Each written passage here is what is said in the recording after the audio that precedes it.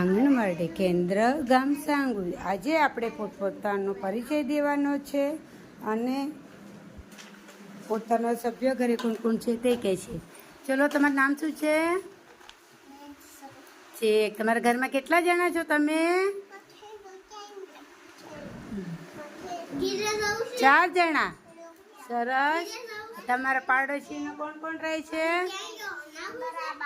સરસ. ચલો, તમારા કોણ કોણ રહે છે ઘરે?